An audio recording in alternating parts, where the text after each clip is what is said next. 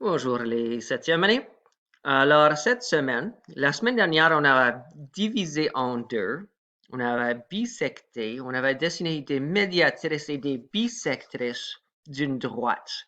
Aujourd'hui, nous allons bisecter des angles. Alors, voici un angle obtus. La première partie, c'est d'ouvrir le compas pour qu'elle soit à peu près un peu plus grand, le plus grand que c'est, le plus précise que ça va être. Alors, puisque je vais le faire un peu plus petit que la ligne qui est ici, je vais placer l'aiguille du compas au milieu de l'angle, directement ici où les deux droites se touchent. Après, je vais dessiner un arc. Après que j'ai dessiné cet arc, je ne veux pas ouvrir mon compas. C'est très important qu'on ne la bouge pas. Je vais la déplacer pour la placer ici sur ce point-ci. Et je peux dessiner une autre ligne comme cela. Et ensuite, je vais le déplacer ici. Et je vais le renverser. Et je vais tracer une autre ligne qui est là. Maintenant, tu vois comment tu as formé un X. À travers de cet X maintenant, je peux changer et je peux prendre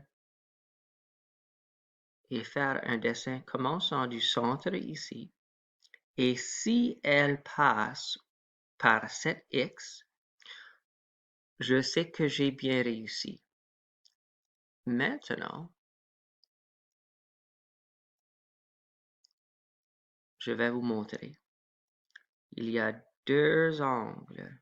Et cet angle ici, c'est la même grandeur que celui-là. Et si tu prends ta règle et tu mesures de ce point-ci à ce point-là, tu vas voir que les deux sont identiques, ils sont la même grandeur. Alors voilà comment tu peux bisecter un angle, seulement en le divisant en deux. Maintenant, si c'est un angle aigu, c'est la même chose. Tu fais ta ligne, tu la déplaces sans ouvrir ou changer la taille. Tu fais un arc, je change à l'autre intersection, je fais une autre arc et vous pouvez voir que j'ai de nouveau une intersection ici et tout simplement, je commence ici au bout et je passe à travers. OK? Et voilà comment dessiner ou diviser, bisecter un angle.